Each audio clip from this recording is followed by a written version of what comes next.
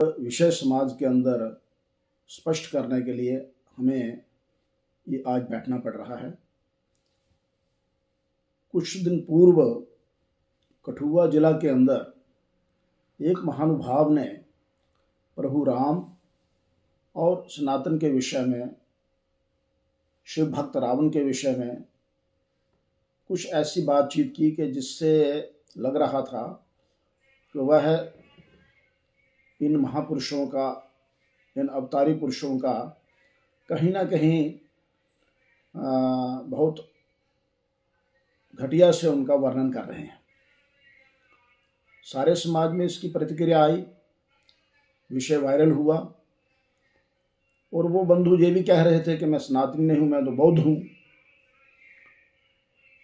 समाज के अंदर इसकी कोई भयानक प्रतिक्रिया आए, समाज इसके प्रति कोई रिएक्शन दे, यह हो भी सकता है, परंतु श्री सनातन धर्म सभा जम्मू कश्मीर प्रांत की ओर से हम जो पदाधिकारी उसके बैठे हैं, हम ये एक चिंतन करते हैं कि ऐसा होना नहीं चाहिए।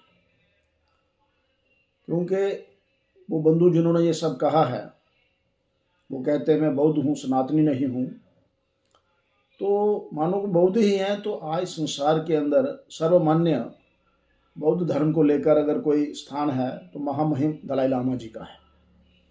वो दलाई लामा जी ने ये बहुत खुले मन से कहा है और स्वीकार किया है कि भगवान बौद्ध विष्णु के अवतार हैं, इसलिए बौद्ध धर्म जो है सनातन धर्म ही है।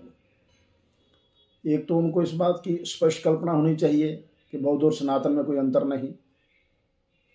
दूसरा, जो उन्होंने इस प्रकार की बातें की हैं, मैं समझता हूँ सनातन समाज को उसको गंभीरता से लेना चाहिए, लेकिन उसको लेकर के कोई ऐसी प्रतिक्रिया नहीं होनी चाहिए जैसा कि आज राष्ट्र विरोधी शक्तियाँ चाहती हैं। ऐसे बंधुओं के द्वारा की गई बातचीत के आधार पर कुछ अनर्गल प्रचार हो और कुछ इस प्रकार का वातावरण समाज के अंदर निर्माण हो, ऐसा नहीं करना है। सनातन धर्म सभा की ओर से हमारा आह्वान है, निवेदन है अपने सनातन समाज से। हम सबको स्मरण होगा कि जब 1948 में महात्मा गांधी की हत्या के पश्चात राष्ट्रीय स्वयंसेवक संघ पर प्रतिबंध लगा, तो बहुत सारे नेहरू जी और गांधी जी के भक्तों ने उस समय राष्ट्रीय स्वयंसेवक संघ के स्वयंसेवकों के घरों पर आक्रमण किए, उनकी दुकानें उजाड़ दी, कईयों की हत्याएं की, कईयों को मारा। और इतना सब होने के बाद भी जब प्रतिबंध हटा तो स्वयंसेवकों ने उस समय जो तत्कालीन द्वितीय सरसंघ चालक माधवराव गोलवलकर जी थे, उनसे पूछा कि हमें क्या करना चाहिए, हमारे पर बहुत अत्याचार हुआ।